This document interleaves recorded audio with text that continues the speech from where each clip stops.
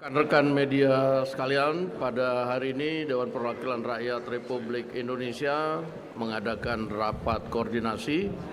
Pada hari ini kami mengadakan rapat koordinasi untuk pertumbuhan ekonomi, sekaligus juga rapat untuk mitigasi beberapa hal yang terjadi belakangan ini.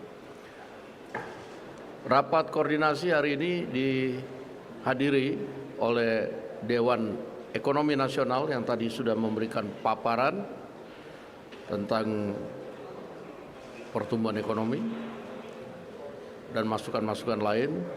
Yang kemudian rapat koordinasi ini juga dihadiri oleh Deputi Gubernur Bank Indonesia dari Kementerian Keuangan, dan kemudian dari pimpinan DPR serta anggota Komisi 11, serta dari Kementerian SDM beserta Pertamina dan Pertagas, yang pada hari ini juga sudah menyampaikan beberapa solusi tentang beberapa hal yang belakangan ini kemudian terjadi.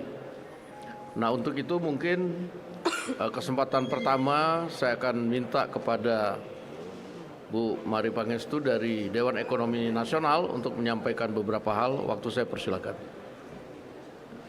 Terima kasih Pak Dasko. Selamat siang kepada rekan-rekan media. Kami sebagai Dewan Ekonomi Nasional diundang oleh Pak Dasko ke DPR untuk memberi paparan terkait keadaan ekonomi terkini maupun bagaimana sebaiknya kita melakukan respons terhadap berbagai perkembangan global maupun domestik. Dan apa yang kami paparkan memang juga sudah kami paparkan 2-3 minggu yang lalu kepada Bapak Presiden. Dan intinya adalah yang juga di dalam pembahasan dengan beberapa lembaga yang hadir seperti Bank Indonesia dan Kementerian Keuangan, saya rasa semua sepakat bahwa kita semua negara menghadapi keadaan global yang memang tidak pasti. Yang penting bagaimana sebuah negara itu merespons terhadap keadaan global yang tidak pasti itu. Dan ada kesepakatan saya rasa yang tercapai bahwa yang penting adalah menjaga kestabilan makroekonomi di jangka pendek.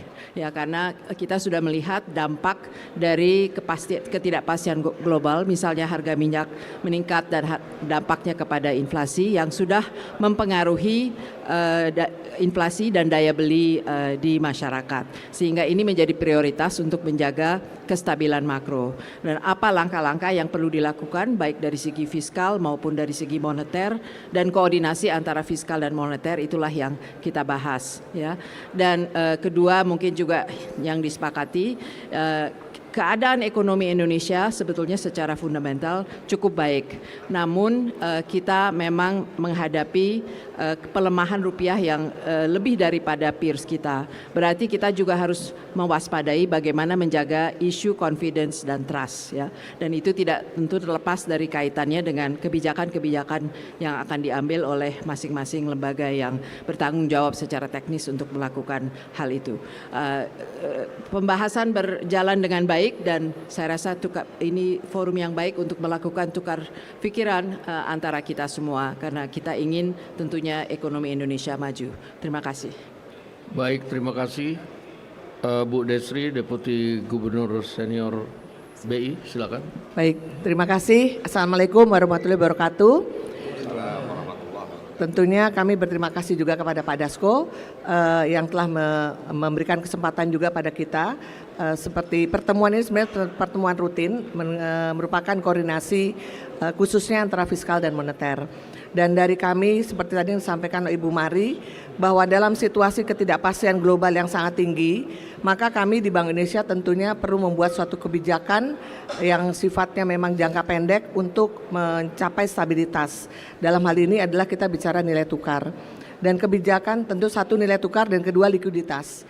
Nah, untuk nilai tukar mungkin dari teman-teman media juga sudah aware bahwa dalam 1 bulan terakhir ini kami memang sudah menaikkan BI rate kami sebesar 100 basis point, sehingga sekarang berada di posisi 5,75%. Dan yang terjadi kemudian adalah repricing atau penyesuaian harga, baik itu untuk instrumen yang diterbitkan oleh Bank Indonesia ataupun oleh pemerintah, yaitu SRBI dan SBN, di mana dalam satu bulan di bulan Juni ini telah terjadi inflow yang cukup signifikan, sehingga secara year to date dari Januari hingga akhir Juni tanggal 26 yang lalu, inflow yang masuk untuk di portfolio SBN dan SRBI kita itu sudah mencapai sekitar 9 miliar US dollar. Jadi itu pertama, tentunya confidence dari offshore yang tentu juga akan tercermin dari confidence di masyarakat kita di Indonesia. Yang kedua, untuk likuiditas, tentunya Bank Indonesia juga akan terus menjaga likuiditas di pasar dengan berbagai instrumen yang kami miliki. Sebagai contoh untuk likuiditas di operasi moneter kami, kalau kita lihat di akhir bulan Mei, ekspansi yang kami lakukan sekitar 600 triliun, maka di akhir bulan Juni ini kami sudah melakukan ekspansi hingga 1.000 triliun. Khusus itu untuk menjaga likuiditas agar tidak terjadi gejolak harga di pasar uang dan pasar falas kita. Demikian mungkin yang kami bisa sampaikan. Terima kasih, Pak. Terima kasih Bu Destri. Wakil Menteri Keuangan Pak Yuda, waktu saya persilakan. Bismillahirrahmanirrahim. Assalamualaikum warahmatullahi wabarakatuh. Rekan-rekan media, mungkin ada dua hal yang ingin saya sampaikan. Yang pertama tadi dibahas bahwa kondisi fiskal itu masih sangat terjaga dengan baik. Defisit hingga bulan Mei kemarin 0,7% dan diperkirakan sampai dengan akhir tahun juga masih di bawah 3%, jadi masih sangat terjaga. Pajak juga tumbuh dengan baik 19,1% dan juga dari sisi belanja juga masih di atas 30%.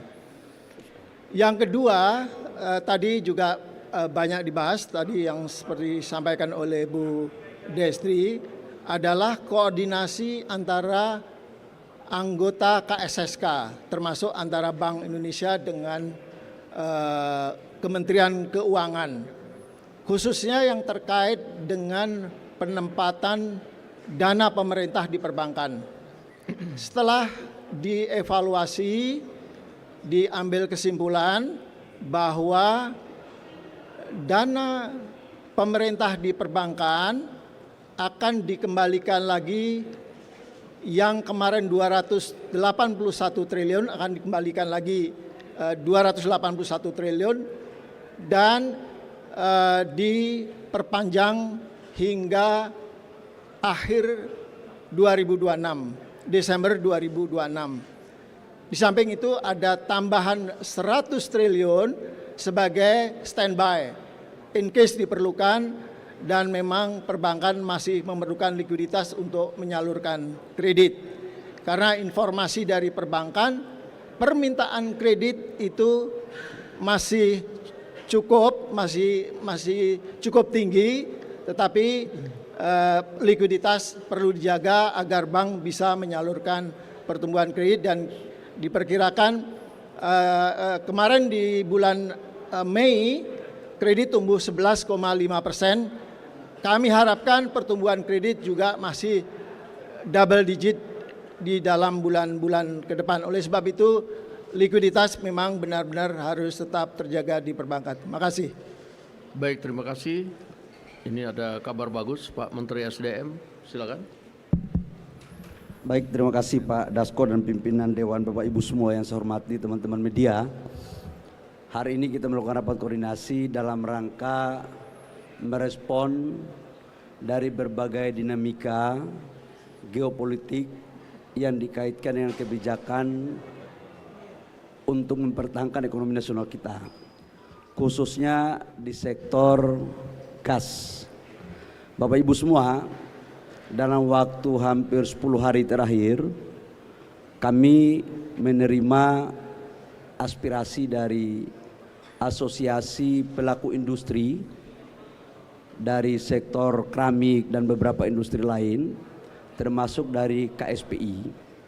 Atas dasar koordinasi yang baik dengan pimpinan DPR, Pak Dasko dan pemerintah, telah kita merumuskan beberapa langkah-langkah solutif untuk mengatasi masalah yang dihadapi oleh teman-teman industri. Pertama adalah kami berpandangan memastikan keberlanjutan lapangan pekerjaan itu merupakan bagian daripada tanggung jawab pemerintah. Dalam menindaklanjuti pikiran tersebut, maka untuk gas, kita tahu bahwa harga gas dunia lagi melambung. Kita membagi menjadi 3 tahap. Yang pertama untuk HGBT tetap di angka 6,5 sampai dengan 7 dolar per MMBTU, dan ini adalah rapat kilat kami dengan Pertamina, dengan Pak Simon dan Pak Arief sebagai Direktur PGN. Memang ini tidak mengenakan semuanya, tapi kita harus ikat pinggang untuk menyelamatkan lapangan pekerjaan. Sekali lagi saya sampaikan bahwa untuk HGBT di 6,5 sampai dengan 7 dolar. Untuk gas pipa industri yang non HGBT tetapi industrinya atau kilangnya, sumurnya ada di wilayah Jawa, itu tetap di angka 9,6 dolar per MMBTU. Yang terjadi sekarang itu adalah karena terjadi penurunan produksi dari kilang-kilang kita yang ada di Jawa Barat. Jawa Timur nggak ada isu. Di daerah Barat yang mengcover Jawa Barat, Banten dan DKI, maka yang terjadi adalah mempergunakan LNG. LNG ini diambil dari wilayah Papua, Sulawesi, Kalimantan dan beberapa daerah luar Jawa lainnya. Kemudian harganya naik sampai dengan harga di pasaran itu 20 sampai dengan 23 dolar per mm. Itulah yang menjadi penyebab kenapa teman-teman dari sektor industri meminta pemerintah harus turun tangan. Atas dasar arahan Bapak Presiden berkepentingan betul untuk menjaga industri dan lapangan pekerjaan, maka kami diperintahkan masukan dari industri itu kurang lebih sekitar 15 sampai 16 sen. 16 dolar per mm. Tapi setelah kita menghitung dan kami sudah pergi ke Bapak Presiden, diturunkan menjadi 13 dolar per mm. Jadi dari 20 sampai 23 dolar per mm sekarang diturunkan menjadi 13. Teman-teman semua, kenapa ini terjadi? Karena memang untuk LNG kenapa harganya tinggi? Dia itu diambil dari daerah-daerah yang butuh kos transportasi, kemudian dilakukan regasifikasi ulang, kemudian baru dikirim lewat pipa. Itulah biaya yang timbul. Nah sementara sumur-sumur yang ada di wilayah Jawa Timur itu produksinya sesuai dengan target lifting, tetapi di dalam sumur-sumur yang ada di wilayah Barat itu terjadi penurunan. Tapi secara akumulasi lifting gas kita itu mencapai target APBN. Karena itu gas tidak kita impor.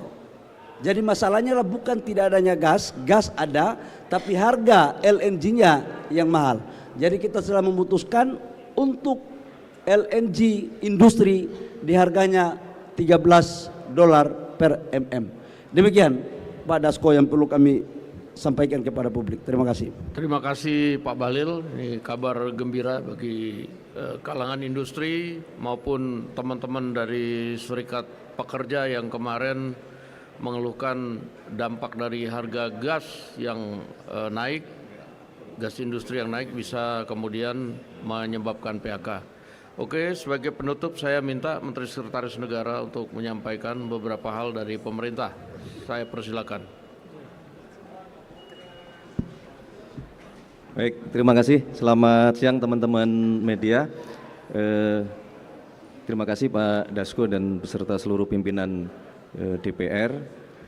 Terima kasih Ibu Destri beserta dengan seluruh Deputi Gubernur Bank Indonesia. Kemudian dari Kementerian Keuangan juga diwakili oleh dua Wamenkeu hari ini hadir. Oh Pak Suhasil Raker ya. Terima kasih juga Pak Bahlil sudah berkenan ikut hadir untuk menyelesaikan permasalahan gas beserta dengan seluruh jajaran dari Pertamina dan PGN. Ada juga Wamen Perindustrian. Terima kasih Pak Wamen. Baik teman-teman, jadi hari ini sebagaimana biasanya para penanggung jawab perekonomian berkoordinasi, dan hari ini cukup lengkap karena juga ikut dihadiri oleh teman-teman dari DEN yang memberikan pandangan maupun saran-saran. Dan memang karena ini kebetulan juga sedang berlangsung Piala Dunia, ibarat tim sepak bola mengurusi ekonomi juga bagaikan tim sepak bola yang semua harus saling berkoordinasi, semua saling memberi masukan bagaimana mengambil kebijakan-kebijakan mulai dari makro, mulai dari fiskalnya sampai kepada sektor real yang kita hadapi di lapangan. Salah satu contohnya adalah berkenaan dengan masalah kebutuhan gas untuk industri kita. Jadi sekali lagi terima kasih Pak Dasko beserta dengan Bapak Ibu semuanya. Kita berharap koordinasi ini dapat terus kita tingkatkan untuk memastikan seluruh perekonomian dapat berjalan sesuai dengan yang kita harapkan. Demikian yang dapat kami sampaikan. Terima kasih Pak Dasko, terima kasih untuk semuanya. Baik, terima kasih semua atas kehadiran pada rapat koordinasi pada hari ini. Juga teman-teman media, terima kasih atas waktunya. Wassalamualaikum warahmatullahi wabarakatuh. Waalaikumsalam.